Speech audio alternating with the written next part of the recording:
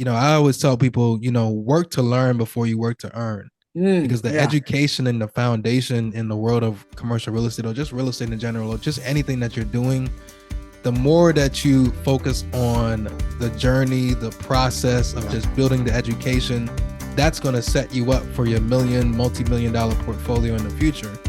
Because now you're able to expand your knowledge base and have that confidence to go out there and raise capital, close deals, all of the things that are required for you to be successful in the world of private equity. Welcome to the Threefold Real Estate Investing Podcast. This is the podcast where you'll not only learn how you can achieve massive success in multifamily real estate investing, but also how you can simultaneously pursue great relationships with your family and a better walk with God. You can achieve financial freedom through real estate investing without sacrificing the relationships that mean the most to you. Now, here's your host, Lee Yoder. Welcome back, Threefold listeners. I hope you're having a great week this week. We've got another great guest for you today. Excited about the guy that's joining us today. His name is Yannik Cudjoe-Virgil. He is the principal of Merlynn Acquisitions, a real estate investment and syndication firm. Merlynn Acquisitions' primary focus is to provide risk-adjusted value add and opportunistic real estate investment opportunities. That's a mouthful, but that's what you want to be looking for if you're an investor. To professional athletes, business owners, and W-2 earners. Yannik is also the host of the Mogul Marathon Real Estate Podcast. Check out that podcast, great podcast. And Yannik was kind enough to bring me on that podcast. We're actually doing back-to-back interviews, but his experience in commercial real estate began as an asset manager by trade for both retail and institutionally capitalized real estate private equity firms, where he was responsible for the strategic oversight of large multidisciplinary commercial real estate portfolios across the U.S. Prior to real estate, Yannik played linebacker in the NFL for the Tennessee Titans, so maybe his name's familiar to some of you. He retired in 2017, and since then, he has successfully transitioned into the world of commercial real estate and believes that cash flow is the key to financial freedom. So, man, a lot of fun stuff to get into there. Yannik, thanks so much for joining us today, man. Really appreciate you coming on the show. Absolutely. Thank you so much for having me. Man, really interested to hear how you got into real estate. So, you're in the NFL. That's a dream job of many. I would put myself in that. That was my dream job until, got old enough to realize it was just a dream. But for you, you got to realize that dream. So you're doing this. I mean, what the heck got you involved in or interested in real estate? And then we'll kind of get into like how you actually got involved in it. Yeah, so I got interested in real estate just by way of me having injuries in the NFL. Mm-hmm. I had a career-ending knee injury my rookie year, and that really Wow. forced me to really think about the future. Yep. You never play sports for 10, 15 years, and you Yep. finally got to your dream job of playing in the NFL, and all of a sudden you're hit with an injury that you Wow. can't come Yeah. back from. And for me, it was, kind of like a red pill moment of like, what are you going to do next, right? For your entire life, you've devoted everything to football, and, that was your number one goal, and you were unwavering in that commitment. Yeah. But, for a lot of athletes, the struggle is very, very real.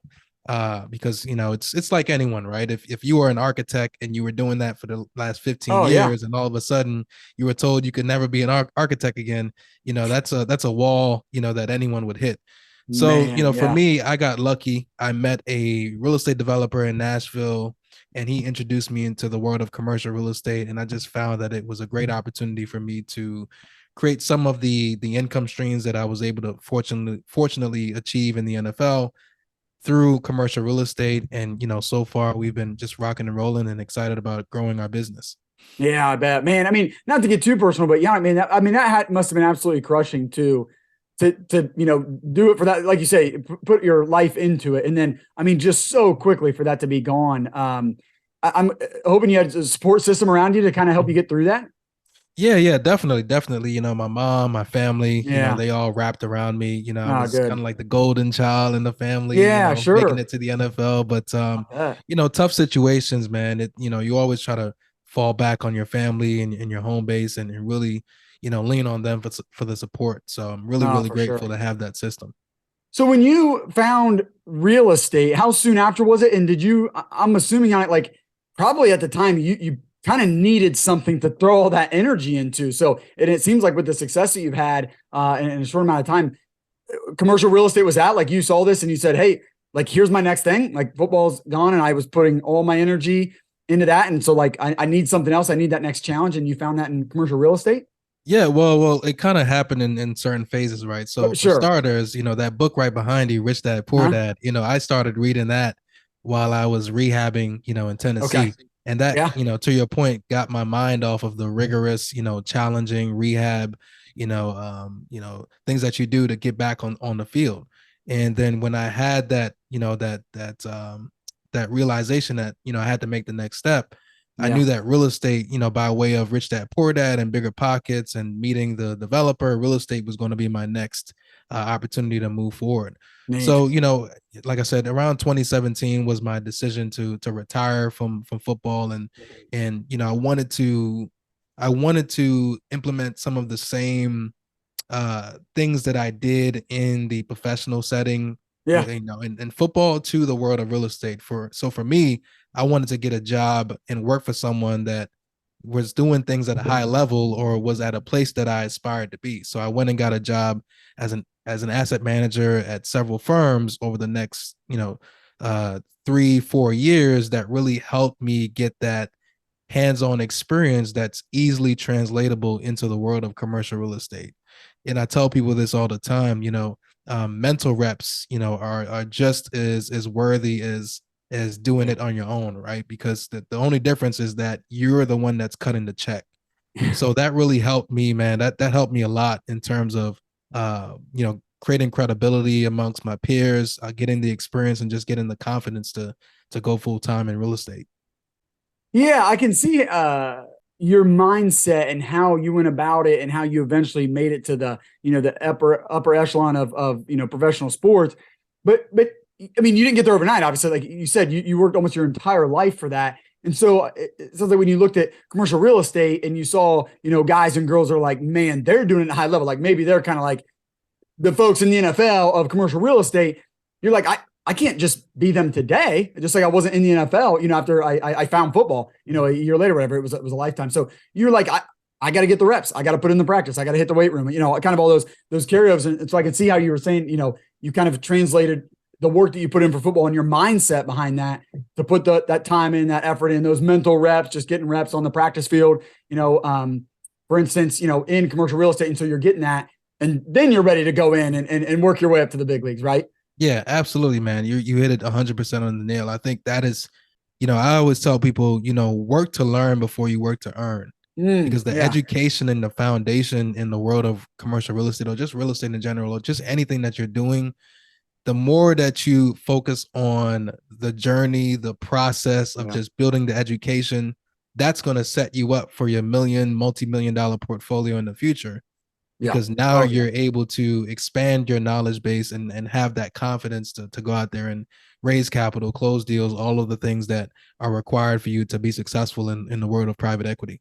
Yeah, 100%, man. Really good. And I mean, my wife makes fun of me because I always make football analogies, but since I'm talking to you, I'm going to keep doing it because it makes sense for this interview. But like, it just makes me think, if everybody likes, I mean, not everybody, but a ton of people like playing in football games. They're really fun. But like, if you don't like being in the weight room, you're not going to have a career in the NFL, right? Like most people, maybe there's a few guys gifted enough that they don't have to love being in the weight room. But for the most part, if you don't like being in the weight room, if you don't like sprinting and training like that, you're not going to be in meaningful football games, because that's important, right? And in the same way, what you're saying, if you don't like hustling and grinding and putting in the work that it takes to buy an apartment building or self-storage or whatever, if you don't like underwriting, if you don't like meeting people, networking, driving for dollars, looking at properties, all the things that it takes, then you need to find that out, because if you don't like that stuff, then you're not meant to be in commercial real estate, because that's what it takes to do that. 1,000%, man. I think to add to that, I think what you're trying to say is that you really have to just find your role, right? Everybody can't be a quarterback. Everyone can't be Tom Brady. Everyone can't be MJ.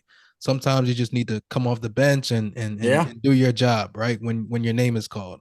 So I think that's the name of the game. For your listeners, you really just have to find out, like, what's your role?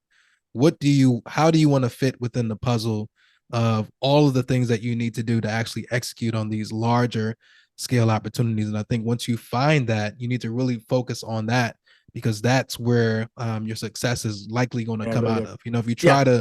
if you try to be an asset manager, but you're really not, you really don't enjoy the nitty gritty of handling the property from acquisition to close and all the business plan executions, Yeah. then that's probably not going to be for you. If you just enjoy capital raising, then just do that.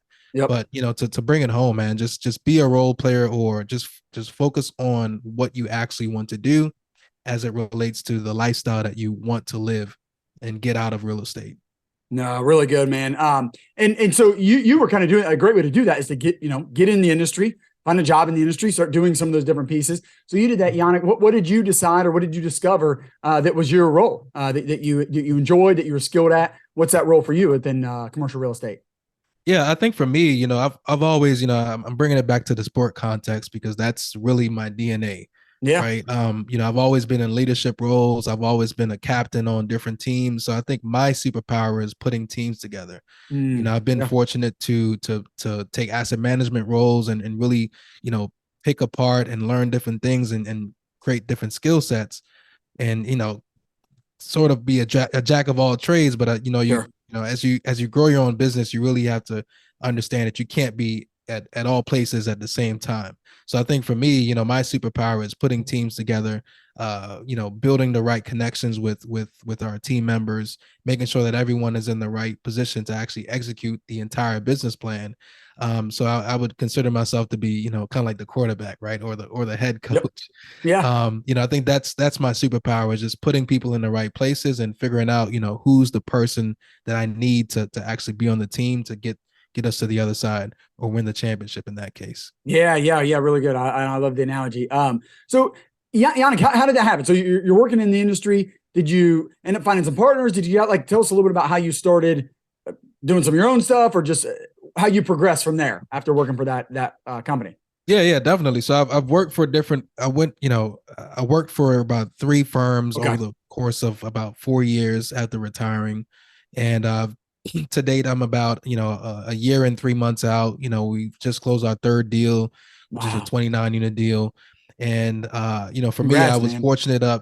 I appreciate it. I was fortunate enough to meet a partner local to where we are, in Baltimore, Maryland. And Mhm. this business is really just about partnerships, as you Yep. know, right? You cannot try to do everything by yourself because there's just too many moving parts, especially when you're raising other people's money. Yep. So for me, it was just finding a partner that was, that we can, focus on our strengths, that could balance each other out and make sure our temperaments match as well, which is, Yes. equally important when you're building a fruitful partnership. Yes. So, yeah, we've been working together ever since. Again, we just closed our third deal, and we're looking for more opportunities in the commercial real estate space. Yeah, that's really good. So you're more asset management. How do you guys split that up? What's your partner focus on? Yeah. So we split it up between an asset management and more construction management Okay. role. Yep. So my partner is more, heavily focused on the day-to-day operations Kind of within boots on the the ground more. Yeah, Okay. day-to-day Yeah. operations within the asset management construct. Yep. I'm more on the sidelines with that, but my focus is on the construction management aspect. And our job is to make sure that number one, our investors are taken care of, right? That's Mhm. what we do this business for. We only go as far as we're able to raise the capital and make our investors happy. Yep. So yeah, so that's essentially our role within the operations piece. Yeah. Good. Yanni, is it difficult to get other NFL players interested in real estate? How's that go for That's a you? good question. That's a good question. So we've been fortunate to have, that capital allocated in our deals, but the Mhm. most challenging part, to be honest, has been, so I tell people this all the time. So, you know, for most people who are in the NFL, NBA, that demographic has never had money up until, you know, They signed that contract. 22, 21, right? Yeah. And Yeah. financial literacy really isn't the core of their families. And so Mhm. I tell people this all the time, I went from a broke college student to, signing a multi-million dollar contract overnight. And, Mhm. fortunately I was, I've always been frugal, but I was never taught to invest. And so when you give, a kid, right, that type of money and they really don't have a financial foundation. They don't have a good sense of where they should be putting that money. They just instantly start buying things that they already, they always wanted. Yeah. Right. So another thing that I always like to say is that the reason that a lot of NFL players or NBA players get caught in scams is because they're so addicted to the velocity of money that they have received when they went from a broke college student to an overnight millionaire. Right. So in the NFL, I was getting paid, my rookie year, like 30,000, 40,000, 50,000 per week. Right. And so I think psychologically in the athlete's mind, specifically for the younger athletes who are not, have not matured, they think that's how money is made. Right. So when they go out and their financial advisor brings them something that is a little bit more aggressive, they don't understand how to evaluate the risk versus the return, right? Yeah. So I think, when you take a look at that from like a deeper psychological level of like how they think about money and the velocity of money and what they think a reasonable return is, with respect to not being able to evaluate risk, I think you then get NFL or NBA players getting into deals that supposedly are supposed to yield large returns, but they don't really understand the risk that comes with that, and they lose their money. Yeah. So to circle back on your question, that has really been the challenge of educating first and foremost, professional athletes on what risk is versus return, and then why, our investments are risk adjusted, and this is the return that we're offering, that is commensurate with the risk that is, taken on the asset. Yeah, man, that's a great point. And I mean, it just makes me think as you explain it, Yannik, like, athletes are so high profile. So people love those stories and it's just fun, exciting stories. And yeah, you hear the stories about, different guys going broke and stuff, but that's everybody. I mean, anybody that becomes a millionaire overnight. I mean, look at, what are they, all the lottery winners. I mean, they all go broke. I mean, none of them take that money and put it in real estate. They spend it all because they, become millionaires overnight. So it's everybody. You talk about financial literacy. I mean, I'm the same way, my parents did okay, but like, and I would kind of like you, like I was taught to be frugal, but as far as investing, I had no education on it. I had no idea what it was. I mean, when I read Rich Dad Poor Dad, I'm like, why didn't nobody tell me this? I had no idea there's this whole world out there. So I don't think that's unique. I just think professional athletes are unique in that they become overnight millionaires. It's just not a common story, right? But anybody that does. And then, man, it's really fascinating. I didn't expect you to say that, but it makes so much sense that not only, I thought you were going to go the route of talking about how professional athletes, just become used to spending a lot of money, but even on the making the money side, the fact that they like, well, dude, Yannik, you're telling me it's going to take 5 years to turn this building around, and like, and 8%, like I can see, I'd be like, yeah, man, even, that signing bonus comes fast. My goodness. Yeah. I mean, even last, 2021, we had a lot of investors like, well, dude, I made 16% in the stock market this year. Like, why would I invest with you? And it's like, well, I tell them like, well, if you think you're going to make 16% in the stock market every year, then I would just do that.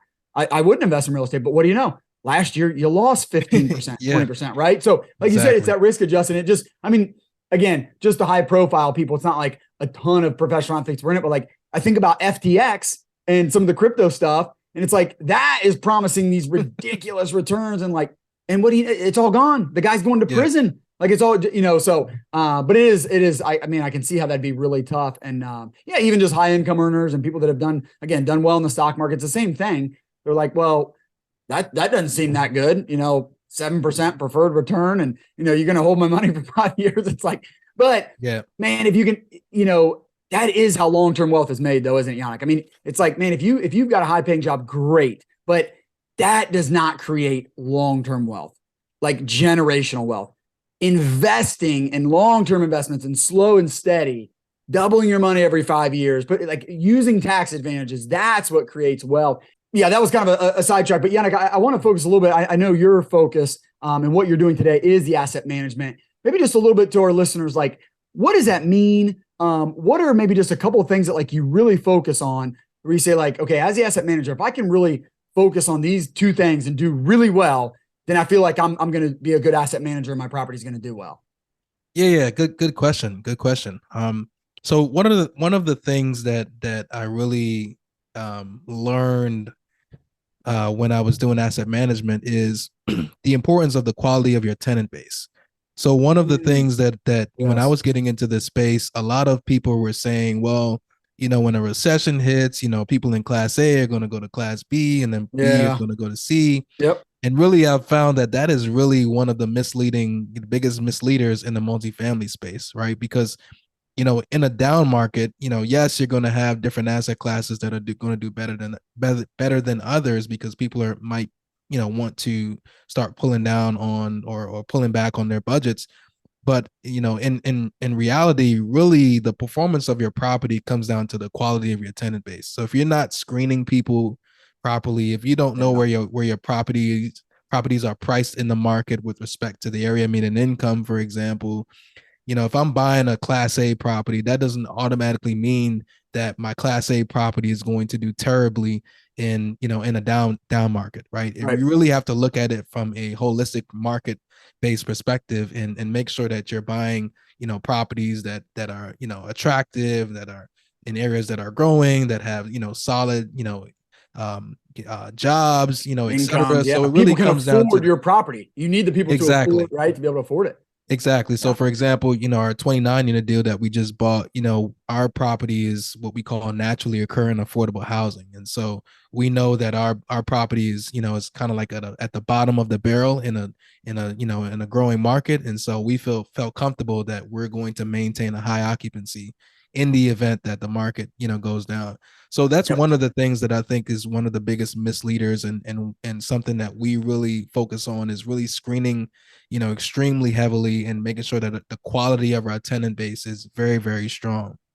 That's really good, Yannick. I'll just add to that because I think that happens sometimes, but you're right. What's an even safer play, I think is what you're saying is like, if you have a nice B class property and you're charging 1,000 and there are other B class properties charging 1,100, 1,200, well, you better believe if times get tight, those people paying 1,100, 1,200, if they can go get the same thing for 1,000, they're definitely going to do that in a downturn. So yeah, there is some safety there. If you, but I kind of go back and forth with our property management company on this. Like the more we push these people, like I guess our property manager's like, we can get this, we can get 1,100, we can get 1,200. I'm like, well, but when you push people to their limit, like they're going to leave quick, a lot quicker, right? If the very max they can afford is 1,200 and you get them in at 1,200, well, that's great while they're paying 1,200. But the second things change and Yannick's over here only charging 11, they're going to go live there if it's an equal place. So really good point there. What was the other point you're going to make? Yeah. So the other thing that we really pride ourselves on looking at as well. So one of the things that we're developing internally is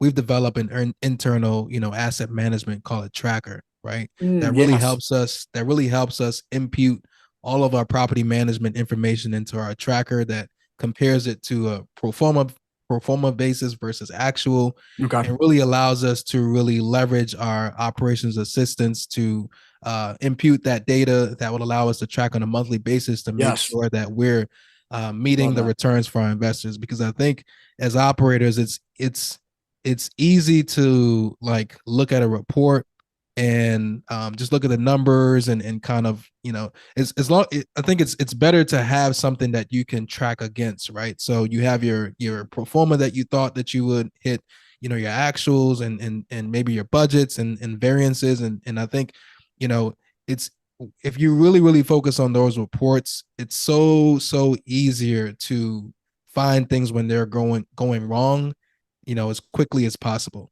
And I think for an asset manager to be successful, you really have to be in tune with that business plan, right? And in tune with the pro forma, because as I mentioned early on in the podcast, especially when you're a growing investor, you really only have so many chances, right?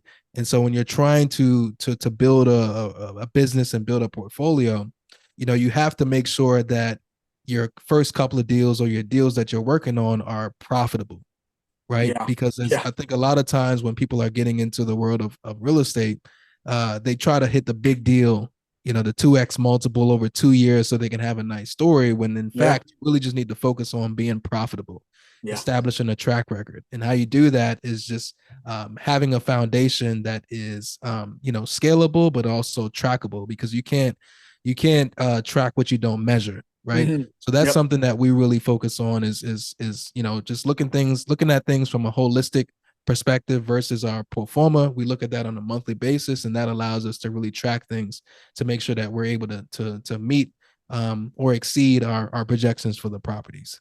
Yeah, that's really good, man. Yeah, because sometimes certain things can get covered up. I mean, you have a really high revenue, for whatever reason, one month, and your expenses are up, but you don't care because you just look at the bottom line and see that it's good. But if you're tracking some of those things, you'll notice that your expenses are going up, and you might catch something where like, well, our water bill's too high. There's a leak somewhere, something like that. If you're tracking certain things, you're going to see through that. If you got that tracker, so it's really good. Man, you've really made you're talking so long term and like hitting base hits and 9 home runs. So I would say you've done a pretty good job, Yannik, in making the transition from that, fast, easy money. Not that it was easy, but like that fast money to more the long-term view. So that's awesome, man. Hey, in your experience, Yannik, I always like to kind of sum up and ask my guests, what would you say is the key ingredient for being a successful real estate investor from what you've seen so far? Oh man, that's a good question.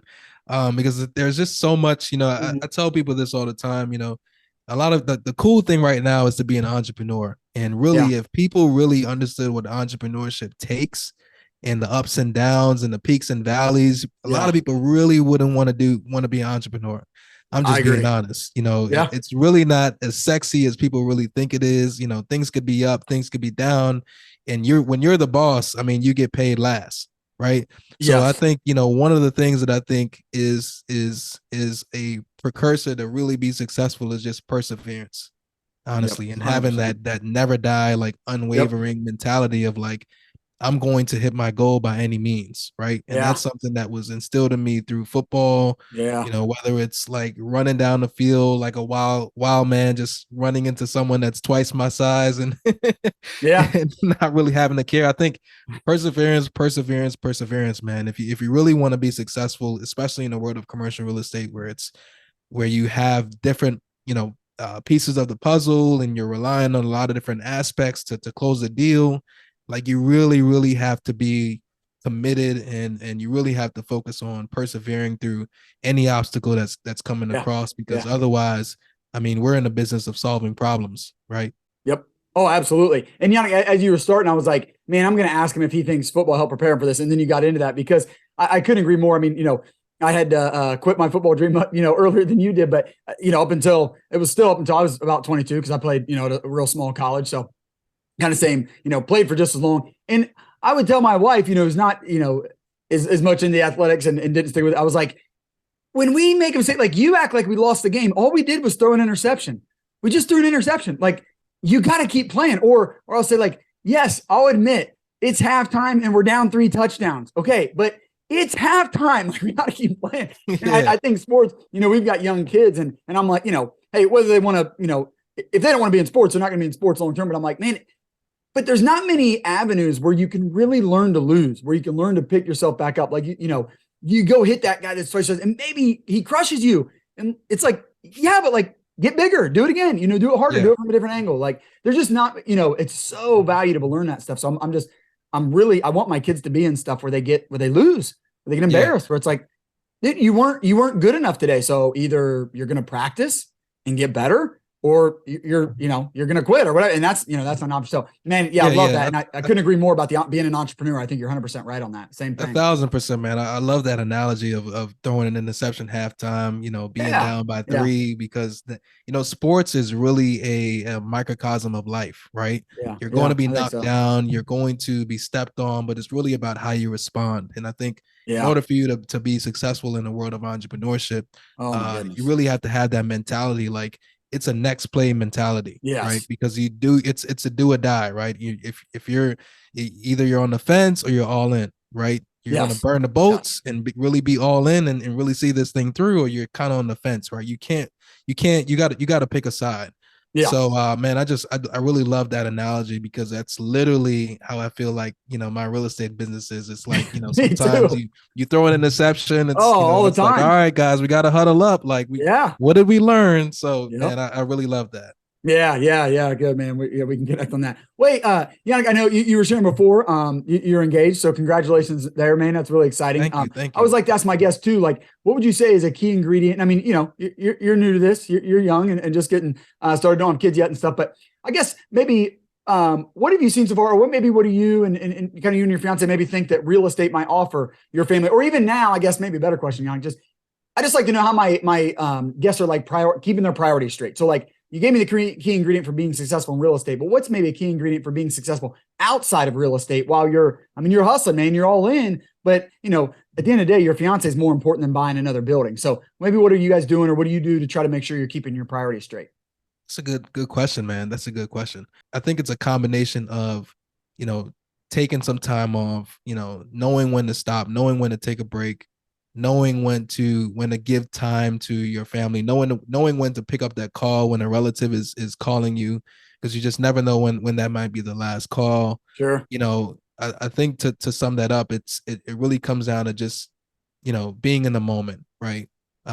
Yeah. Knowing when to reflect, knowing when to take a break, and understanding that there are, there's life going on around you that it's outside of real estate. Well, hey, Yannik, this has been awesome, man. I really appreciate you sharing your experience. I know you're active on LinkedIn. That's how I connected with you. I see you got a LinkedIn or an Instagram profile as well. We'll put both of those in the show notes. And then company website is merlynacquisitions.com, right? MERLYN acquisitions.com. So we'll put that in the show notes. So that's the best place for people to go and connect with you. Yep, absolutely. Okay. We have different resources available, whether it's Nice. our due diligence checklist, how to vet operators, any way that we can help, people achieve their financial goals. We're more than happy to have that conversation. Cool. Good stuff, man. Well, again, thanks for being on. But before I let you go, I always like to ask my guests, how might my listeners and I be praying for you in the coming weeks? Man, I think for me, I appreciate that. First and foremost, Yeah. I appreciate that. I think for me, it's just about, I came to this country when I was 10 years old, my neat. mom and I, and we had a suitcase full of clothes, and we slept in a 3-bedroom, one bedroom apartment in a small apartment in New York with like 7 people in one house, and we made it happen. Wow. Right. Yeah. I'm so fortunate to have a portfolio now and cash flow and properties and so many things that I never would have, dreamed of having, and not to get too spiritual, but I always tell people like, I ask God to allow me to use what I have instead of asking for more, because there's so many good. people out there that have so much less. Oh my gosh, that are so happy, that are so grateful, that are able to still do things. And for me to complain about anything, it's just it's a slap in the face to the highest power. So again, not to get too spiritual, but that's really how I think about things. Is I always ask for just clarity and ask God to just give me the strength to just do what I can do with the resources I have. So I'm just super grateful. I appreciate that. Oh, it's a great perspective, man. We should all have that and we'd be happy to pray for you. Well, and that did it for all of us that, number one, we can realize how blessed we are. I mean, almost anybody that lives in America should consider themselves extremely blessed. But then, how can we use that? Why did God, for some reason, God decided to bless you, Yannik? And what is, why did, what does he want you to do with that? It's so good, man. Be happy to pray for that for you. So good, man. Well, hey, thanks so much again for coming on. Really interesting story. Really, it gives us a lot of wisdom from just your journey and even just your short time in real estate. But man, you got it going on. So good luck to you, and thanks for coming on today. Oh, thanks for having me on the show. Yeah, take care, man. Thank you for joining us for another great episode. I hope you'll take action on what you've learned today. If you enjoyed today's show, please consider leaving Lee a 5-star rating and review. And check him out on threefoldrei.com. Until next time, 1 Timothy 6:17.